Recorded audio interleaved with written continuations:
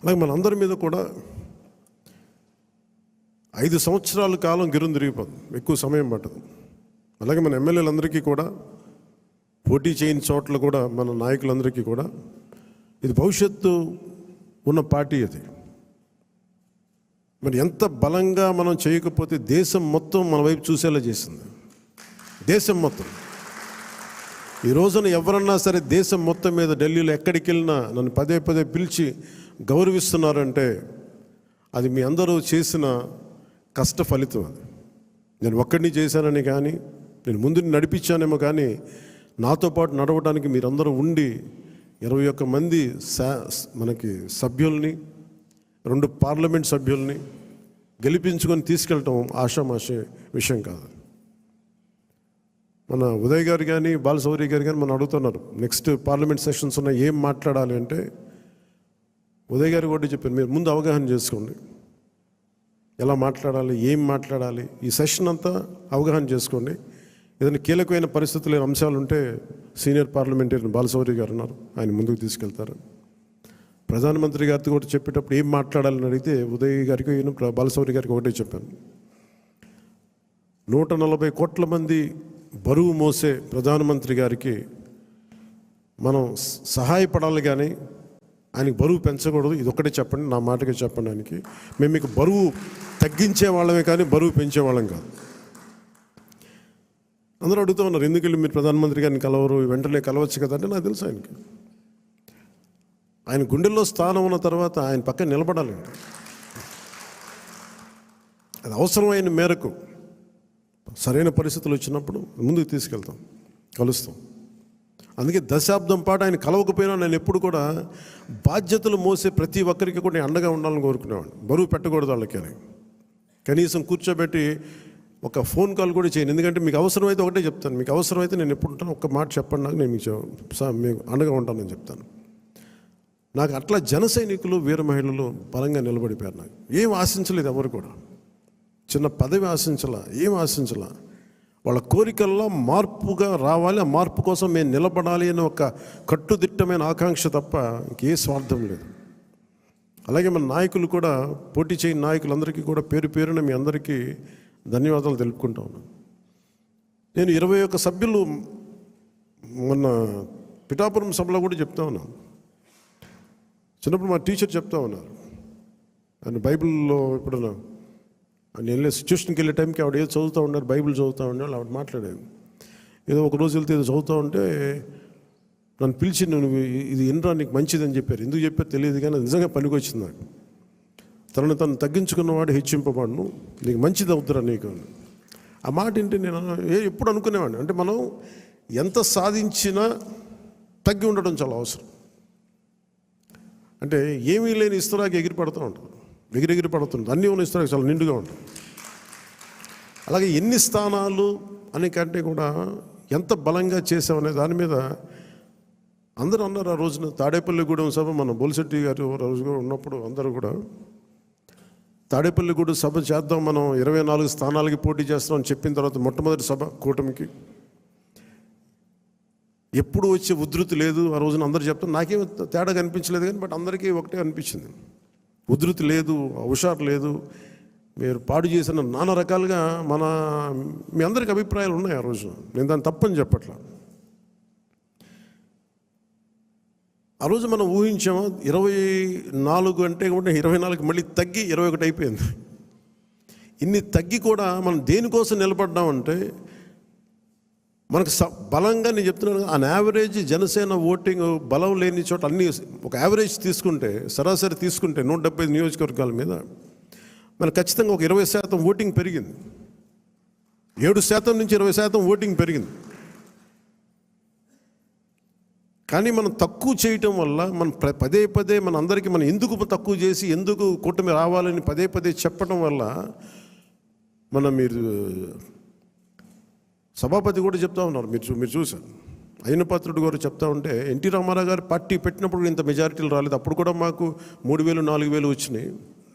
కానీ ఈ రోజున చూస్తే ఒక్కొక్కరికి 30,000 40 70 90 అసలు ఊహించని మెజారిటీ.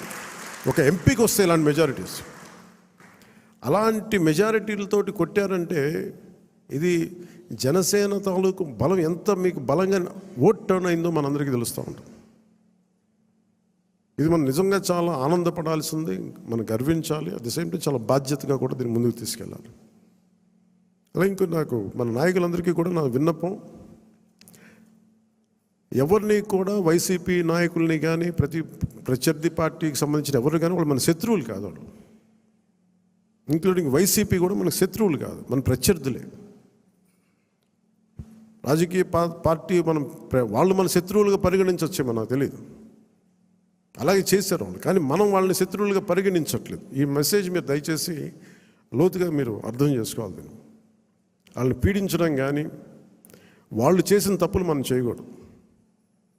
అలా అని చెప్పి మనం చేతులు కట్టుకుని ఏం లేవు. వాళ్ళు చేసిన తప్పులుంటే చట్టం ప్రకారం మన పివి నరసింహారావు గారు ఉటంకించినట్టుగా మన పిఠాపురం సభలో కూడా చెప్పాను. చట్టం ఏ పనులు చేయాలో ఆ పనులు చేసుకెళ్ళిపోతూ ఉంటుంది. కానీ కక్ష సాధింపుగా కూర్చోబెట్టి వాళ్ళని వేధించడం కానీ, సామాజిక మాధ్యమాల్లో నిందించడం కానీ, అలాగే ఎవరిని కూడా వ్యక్తిగత దూషణకి దూరంగా ఉండమని నేను అందరినీ కోరుకుంటా ఉన్నాను. నిజంగా యుద్ధం వస్తే మటుకు, గొడవే వస్తే మటుకు అది వెనకాడం, అది మీ అందరికీ తెలుసు. భావంలో ఉన్న తీవ్రత మనకు భాషలో చూపించక్కర్లా. చాలా మర్యాదగా మాట్లాడదాం, అన్నీ చేద్దాం. కానీ మీరు అందుకిందాక మనోహర్ గారు చెప్తున్నప్పుడు కూడా సబ్జెక్ట్ అవగాహన ఉన్నప్పుడు, దానికి లాజిక్ అండ్ రేషనాలిటీ, దానికి రెటారిక్ యాడ్ అయినప్పుడు దాని తిరుగులేని ఆయుధం. దానికోసం తీవ్ర పదజాలం కానీ పరుష పదాలు కానీ మనం వాడాల్సిన అవసరం లేదు. భవిష్యత్తులో అలాంటి సమస్యలే వస్తే ఎప్పుడు మనకి పోరాటానికి సిద్ధంగా ఉన్న పార్టీ అది. పదవులను కూడా పక్కన పెట్టి ముందుకెళ్తాం, అలాంటి బలంగా నిలబడగలం. ఈ ప్రజాస్వామ్యాన్ని ఇప్పుడు ఈరోజు నేను రివ్యూస్ చేస్తూ ఉంటే ప్రతి చోట ఎంత అడ్డగోలుగా డబ్బులు ఖర్చు పెట్టేశారు, దోచేశారంటే పంచాయతీరాజ్ లెక్కలు చూస్తూ ఉంటే గుండె చెరువైపోతాం. 200 కోట్లు కనీసం పే చేయలేని పరిస్థితుల్లో ఒక 40 కోట్లు పే చేస్తే చాలా పెద్ద ప్రాజెక్టులు అయిపోతాయి. ఒకవైపు ఏమో ఆ ఋషికొండ లాంటి ప్యాలెస్కేమో 600 కోట్లు ఖర్చు పెడతారు. అది వాళ్ళ కోసం కట్టుకున్నారా, గెస్ట్ హౌస్లకి, అది వాళ్ళ కథ అది. కానీ ఎప్పుడు ఏది ఖర్చు పెట్టాలి, ఎంత ఖర్చు పెట్టాలి అనే విఘ్నత లేదో వీళ్ళందరికీ అనిపించింది. మన క్యాంప్ ఆఫీస్కి తీసుకెళ్ళి మీరు బడ్జెట్ ఇచ్చి మీరు ఎంతైనా ఖర్చు పెట్టుకోండి, మీ క్యాంప్ ఆఫీస్ రెడీ చేసుకోండి అంటే నేను రూపాయి ఖర్చు పెట్టడం నాకు ఇష్టం లేదు అదనంగా ప్రభుత్వ ఖజానాకి. అది ప్రజల సొమ్ముని మనకి అకారణంగా దాన్ని ఖర్చు పెట్టేయడం కానీ దాన్ని దుర్వినియోగం చేయడం నాకు నచ్చక. అసలు ఏం వద్దు, ఉన్న ఫర్నిచర్ అలాగే ఉంచి ఏం చేయొద్దు. దాన్ని అవసరమైతే నేను చెప్తానులేండి, నేను చెప్తాను. మోస్ట్ ఆఫ్ ద టైం వెళ్ళి నా ఫర్నిచర్ పట్టుకెళ్ళాను. ఉన్న ఫర్నిచర్ సరిపోతే పర్లేదు. రోడ్ల మీద కూర్చొని వచ్చాం, మనం వీధుల్లో కూర్చొని పోరాటాలు చేసాం. కూర్చొని చిన్నపాటి కుర్చీ ఉంటే చాలు, మళ్ళీ దానికి ఇంత సౌకర్యాలు అవసరం లేదు మాకని చెప్పాను. అలాగే ఇది మనందరం కూడా చాలా బాధ్యతగా తీసుకోవాలి. అలాగే మన ఎమ్మెల్యేలకు కానీ, మన పోటీ చేయని నియోజకవర్గాల్లో ఉన్న నాయకులందరికీ కానీ పార్టీని పటిష్టం చేయడానికి మీరందరూ మీ నియోజకవర్గాల్లో అందుబాటులో ఉండండి. జనవాణి కార్యక్రమాన్ని మీరు నిర్వహించండి. అలాగే కేంద్ర కార్యాలయానికి కూడా నేను మన అందరికీ హరిప్రసాద్ గారి ద్వారా విన్నవించాను. ప్రతి ఒక్కరు కూడా కేంద్ర కార్యాలయంలో ఒకరోజు మీరు ఉండాలి.